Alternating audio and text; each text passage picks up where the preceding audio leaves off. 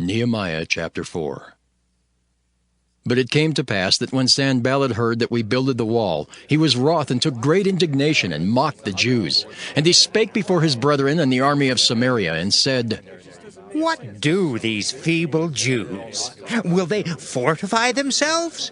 Will they sacrifice? Will they make an end in a day?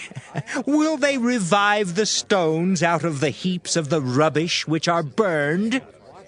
Now Tobiah the Ammonite was by him, and he said, Even that which they build, if a fox go up, he shall even break down their stone wall. Hear, O our God, for we are despised, and turn their reproach upon their own head, and give them for a prey in the land of captivity. And cover not their iniquity, and let not their sin be blotted out from before thee. For they have provoked thee to anger before the builders. So built we the wall, and all the wall was joined together unto the half thereof, for the people had a mind to work. But it came to pass that when Sanballat and Tobiah and the Arabians and the Ammonites and the Ashdodites heard that the walls of Jerusalem were made up, and that the breaches began to be stopped, then they were very wroth, and conspired all of them together to come and to fight against Jerusalem and to hinder it. Nevertheless, we made our prayer unto our God, and set a watch against them day and night because of them. And Judah said, The strength of the bearers of burdens is decayed, and there's much rubbish, so that we're not able to build a wall. And our adversaries said, They shall not know, neither see, till we come in the midst among them, and slay them, and cause the work to cease. And it came to pass that when the Jews which dwelt by them came, they said unto us 10 times, From all places whence ye shall return unto us, they will be upon you. Therefore set I in the lower places behind the wall, and on the higher places. I even set the people after their families, with their swords, their spears, and their bows. And I looked, and rose up, and said unto the nobles, and to the rulers, and to the rest of the people, Be not ye afraid of them. Remember the Lord, which is great and terrible, and fight for your brethren, your sons, and your daughters, your wives, and your houses. And it came to pass, when our enemies heard that it was known unto us, and God had brought their counsel to naught, that we returned all of us to the wall, every one unto his work. And it came to pass from that time forth, that the half of my servants wrought in the work, and the other half of them held both the spears, the shields, and the bows, and the habergeons. And the rulers were behind all the house of Judah. They which builded on the wall, and they that bare burdens, with those that laded. Every one with one of his hands wrought in the work, and with the other hand held a weapon. For the builders, every one had his sword girded by his side, and so builded. And he that sounded the trumpet was by me. And I said unto the nobles, and to the rulers, and to the rest of the people, The work is great and large, and we are separated upon the wall, one far from another. In what place therefore ye hear the sound of the trumpet, resort ye thither unto us. Our God shall fight for us. So we labored in the work, and half of them held the spears from the rising of the morning till the stars appeared. Likewise at the same time said I unto the people, Let every one with his servant lodge within Jerusalem, that in the night they may be a guard to us, and labor on the day. So neither I, nor my brethren, nor my servants, nor the men of the guard which followed me, none of us put off our clothes, saving that every one put them off for washing. Nehemiah chapter 5. And there was a great cry of the people and of their wives against their brethren, the Jews. For there were that said, We, our sons and our daughters are many, therefore we take up corn for them, that we may eat and live. Some also there were that said, We have mortgaged our lands, vineyards, and houses, that we might buy corn because of the dearth. There were also that said, We have borrowed money for the king's tribute, and that upon our lands and vineyards.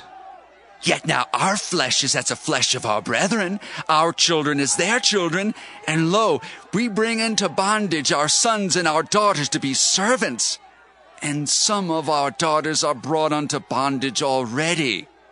Neither is it in our power to redeem them, for other men have our lands and vineyards.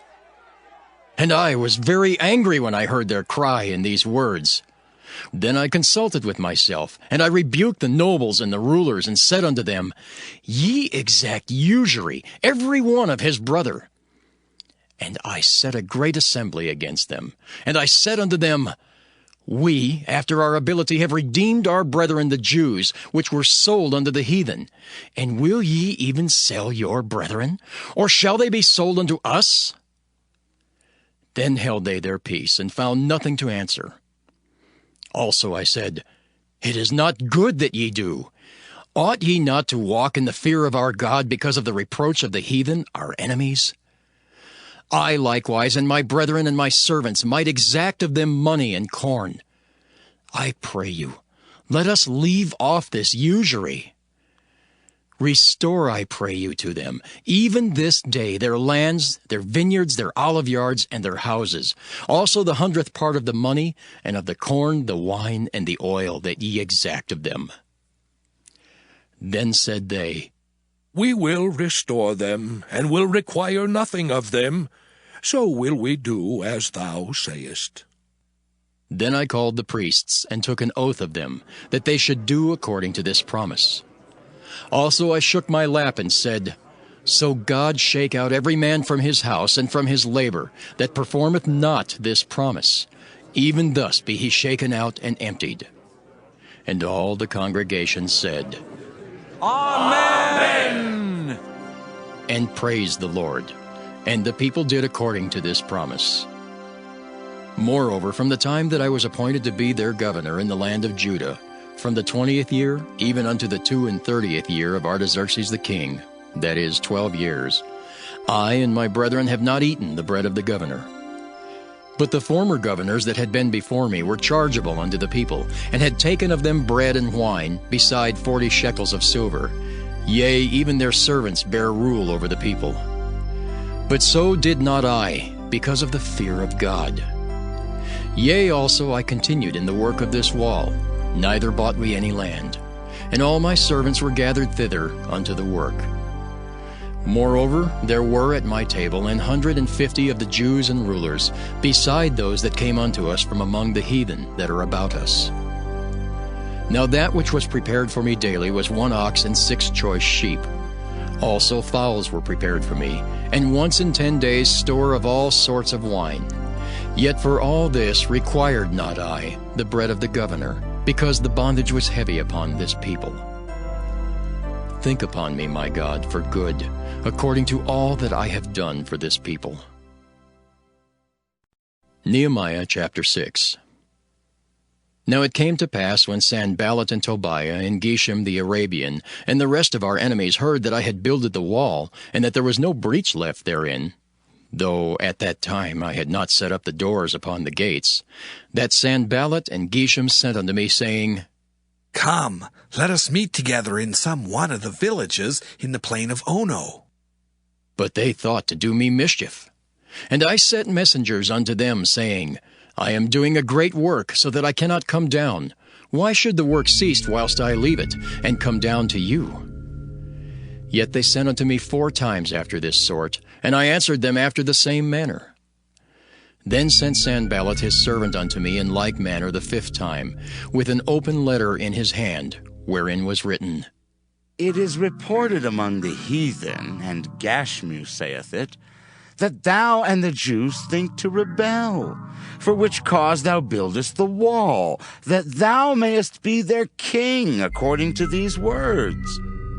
And thou hast also appointed prophets to preach of thee at Jerusalem, saying, There is a king in Judah.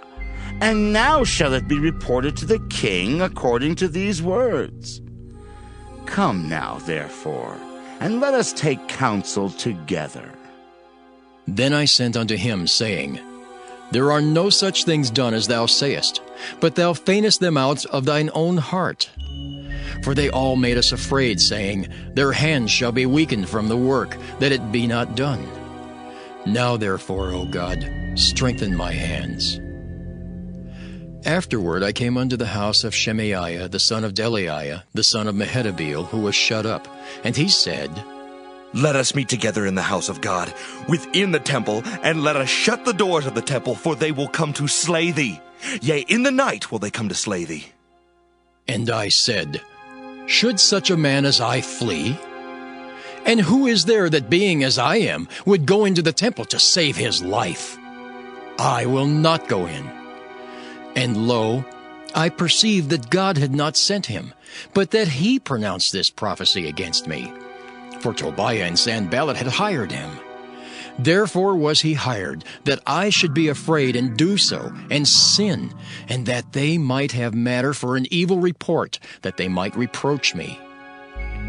My God, think thou upon Tobiah and Sanballat according to these their works, and on the prophetess Noadiah, and the rest of the prophets that would have put me in fear. So the wall was finished in the 25th day of the month Elul, in 52 days. And it came to pass that when all our enemies heard thereof, and all the heathen that were about us saw these things, they were much cast down in their own eyes, for they perceived that this work was wrought of our God. Moreover, in those days the nobles of Judah sent many letters unto Tobiah, and the letters of Tobiah came unto them.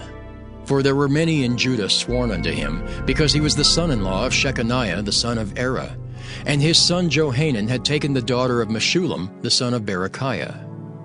Also they reported his good deeds before me, and uttered my words to him.